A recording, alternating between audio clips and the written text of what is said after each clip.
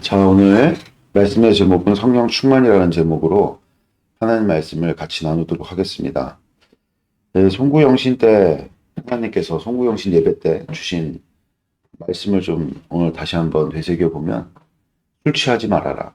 이 술 취하지 말라라는 어떤 그런 에베소서 5장 18절의 번역이 원어로 보면은 포도주를 먹지 말아라, 이렇게 이제 되어져 있는데요. 이 포도주라는 것은 굉장히 많은 어떤 의미를 내포하고 있는데, 긍정적인 의미로 쓸 때도 있고 부정적인 의미로 쓸 때가 있는데, 지금 5장 18절에는 부정적인 의미로 쓰인 거죠. 예수님께서 이제 가나안의 혼인잔치로 그 예수님의 이제 공생의 첫 번째 기적을 행하시는데, 거기에 보면은 포도주가 떨어졌어요. 혼인잔치에 이제 포도주가 떨어진 것인데, 혼인이라는 것은 기쁜 일이죠. 그러니까 우리가 결혼을 했는데 기쁘질 않아. 여러분들, 이것은 그 온전한 결혼이 아니죠. 결혼은 이제 사랑해서 하는 거니까. 결혼은 남녀가 이제 합하여서 하나님 말씀에 복되게 세워지는 아주 중요한 어떤 그런 그 의식이고, 결혼식이라는 것이, 그 결혼식에는 반드시 기쁨이 내포가 되어져야겠죠. 근데 이 기쁨이 사라진 거예요. 이게 이제 이스라엘의 어떤 현실을 보여주고 있습니다. 신앙이라는 것은 하나님과 결합하는 것이고 연합하는 것일진데, 분명히 하나님께서 이스라엘을 신부로 단장하시고 이제 결혼을 하셔야 되는데 이 기쁨이 없는 겁니다. 그러니까 신앙생활에 기쁨이 없고 신앙생활이 자꾸 억지가 되고, 그러니까 예수님이 2000년 전에 이스라엘에 오셨을 때 율법주의가 판을 쳤잖아요. 그러니까 우리가 하나님을 기뻐하면서 경배하는 것이 아니라 의무적으로, 의식적으로, 습관적으로 그런 어떤 화석화된 신앙의 어떤 그런 문제를, 이런 어떤 첫 번째 가나안의 혼인잔치를 통해서 주님께서 이제 요한복음을 통해 보여주고 계신 거죠. 그래서 주님께서 물이 정결례를 행하는 그 물을, 정결례, 그것도 물도 그냥 물이 아니라 손 씻는 물. 그러니까 이스라엘 백성들이 굉장히 그 정결례를 중요시 여겼죠. 그러니까 신앙생활을 할 때 깨끗해야 된다, 정결해야 된다. 근데 그런 것들이 도가 넘어 지나쳐서 삶을 가두고 경직시키고, 그렇죠? 자유를 빼앗고. 예수님께서는 이 바리새인들의 어떤 그런 교훈들은 너희들이 귀담아 들어야 되는데 그들의 행위는 본받지 말아라. 왜냐하면 외식이기 때문에. 그러니까 자신들도 지킬 수 없는 어떤 그런 내용을 자꾸 이제 성도들로 하여금 강요해서 지킬 수 없는 율법에 대해서 자꾸 지키라고 얘기하는 거죠. 신앙은 여러분들, 우리가 100% 하나님께서 주신 어떤 율법의 내용들을 우리의 힘으로 지키는 게 아닙니다. 율법은 하나님이 우리에게 주신 아주 선한 것으로 우리의 죄를 드러내죠.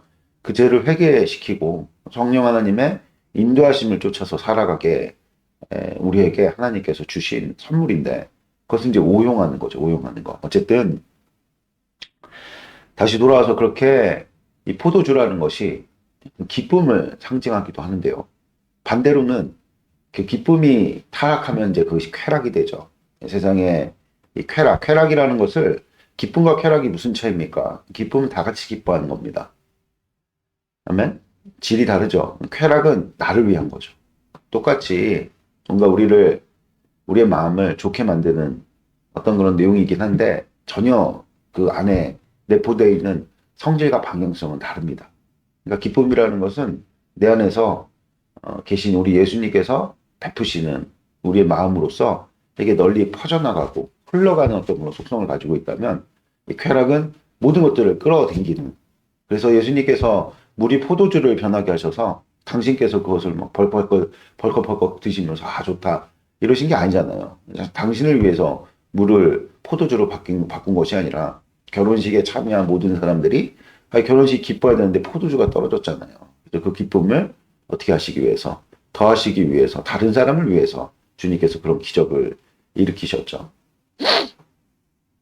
그래서 술 취하지 말라이는 방탕한 것이니, 그러니까 주님께서 그 이 세상을 뭘로 규정을 하시느냐?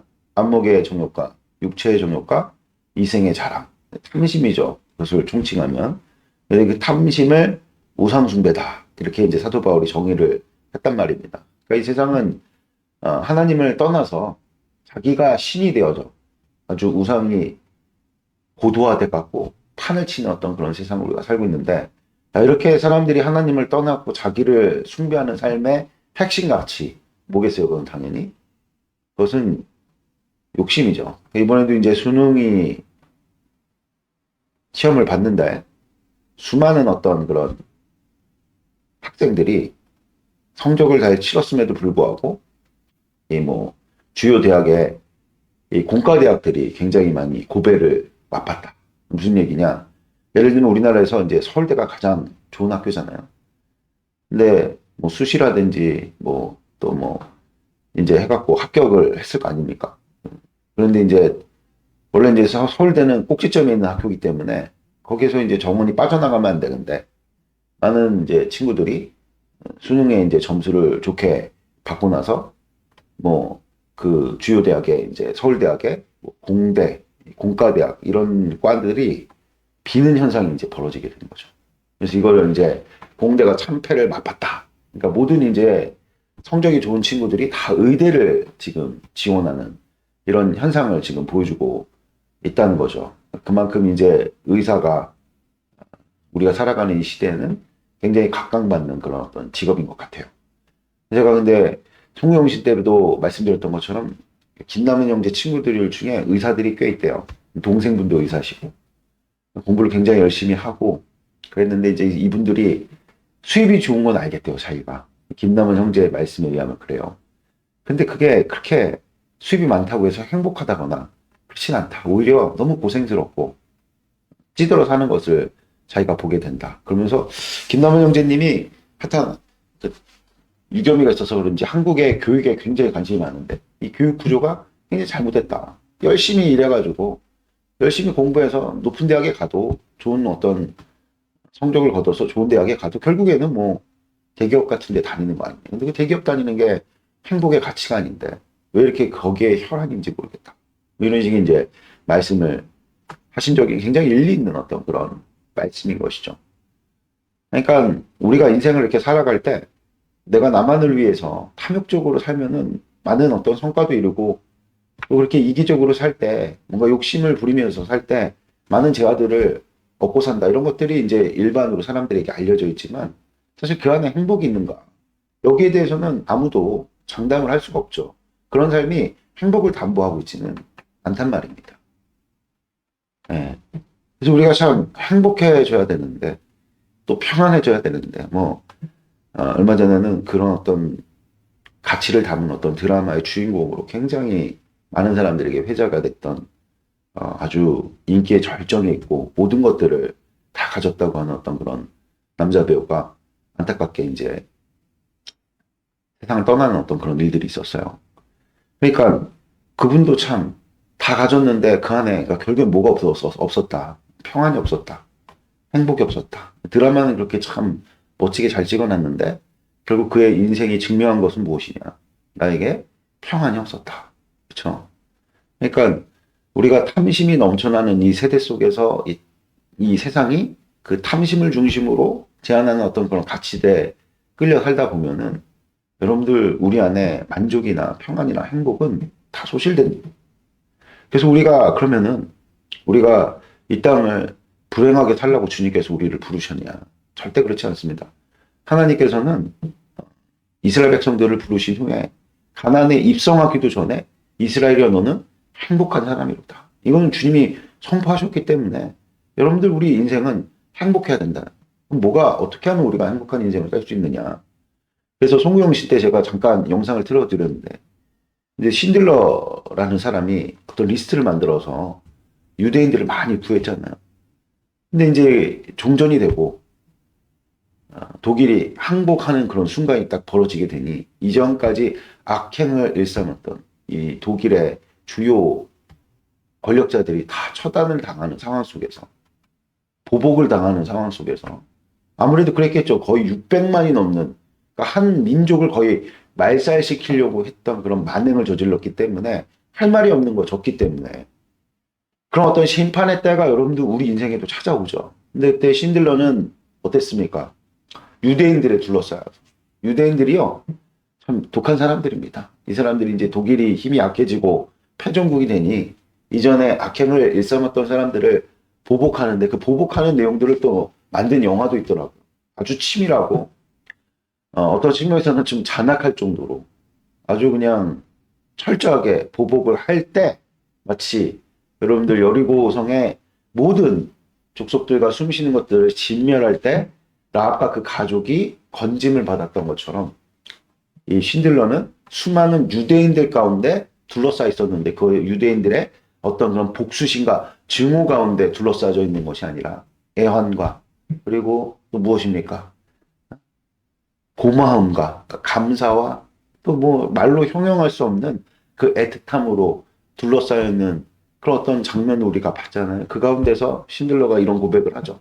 내가 이 차를 팔았더라면, 내가 가지고 있던 이 배지를 팔았다면 더 많은 사람들을 살릴 수 있었다. 그리고 나는 너무나도 많은 돈을 낭비했다. 그렇지 않았다는 것이 영화 전반에 걸쳐서 나오고, 물론 이 사람이 처음 이제 사업을 시작할 땐 탐욕적이었고, 그런 어떤 자신을 이기심, 탐욕이 이제 중요한 나의 가치가 돼갖고 살아갔던 그런 어떤 내용들로 시작하지만 어떤 계기에 의해서 그렇죠? 이제는 탐욕을 버려버리고 자신이 모든 가진 것들을 남을 위해서 살리는 데 쓸 때 여러분들 그의 삶 가운데는 이럴 정도로 처절한 아니, 처절한이 아니지 이럴 정도로 아주 그 자기 인생에 대한 어떤 술 취한 아니 그러니까 세월 아끼야 때를 아카니라 이 말씀이 이루어지는 그래서 이 신들러의 생명을 살려야겠다라고 마음 먹은 때부터의 열심은 여러분들 이 세상에 내가 잘 먹고 내가 좋은 직장 얻고 내가 나를 위해서 뭐 시간 투자하고 이런 것들의 열심과는 비교할 수 없는 모든 차원을 초월해버리는 그래서 마지막 때에 야 내가 진짜 금 배지를 팔았더라면 내가 이 가지고 있는 자동차를 팔았더라면 이런 어떤 고백이 나오는 거예요. 여러분들 이것은 나를 위해서 열심을 나를 위해서 내가 뭔가를 열심히 하고 노력하는 것과는 거의 내가 나를 위해서 내는 열심과 노력으로는 닿을 수 없는 수준인 거죠. 그래서 우리가 항상 아이들을 교육할 때 중요한 것은 가치를 심는 거예요. 저는 우열반을 굉장히 싫어하는데 여러분들 우등생들만 모아놨다. 거기에는 이제 분명한 어떤 가치가 부여되는 거예요. 열등생들도 마찬가지인 게 너는 열등하다 이런 가치가 부여되면요. 여러분들 그 열등반으로 갈려진 다수의 아이들이 더 이상 여러분들 그 어떤 열심을 가질 수가 없어요. 우리가 언뜻 생각할 때, 야, 내가 열심히 해서 우등생으로 돼야지? 그렇지 않습니다. 여러분들, 우리는 어떤 그 김춘수 씨의 꽃이라는 어떤 그런 시가 있잖아요. 누가 내 이름을 불러줄 때 나는 꽃이 되었다. 그러니까 우리는 가치를 부여한 대로 살아가게 되어 있습니다. 그러니까 뭐 빈익빈 부익부가 계속 벌어지는 거예요.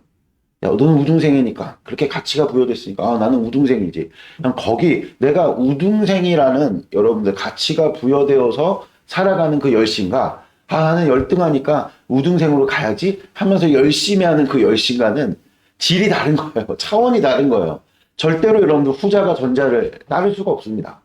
그러니까 내가 열심히 일해갖고 내가 열심히 또 공부하고 좋은 사람이 돼야지. 일단 나는 어떤 사람이라는 거야. 좋지 않은 사람이라는 거야. 그런데 내가 처음부터 좋은 사람이야. 너는 좋은 사람이야. 그러니까 좋은 사람으로서 내가 살아가는 것과 내가 좋은 사람이 되려고 분투하는 것과는 완전히 질이 달라요.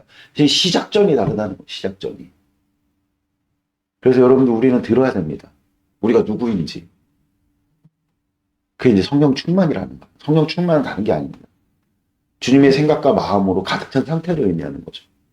내일부터는 이제 교회됨 41 2부가 시작되는데 그 교회됨의 핵심 요지가 무엇입니까? 하나님께서 우리를 무엇이라 부르신 겁니까? 교회라고 부르신 교회. 교회는 만물 중에 하나님께서 으뜸으로 세우신. 그러니까 결국 같이 하나님 우리를 어떻게 바라보시는 이스라엘 너는 행복한 사람입니다.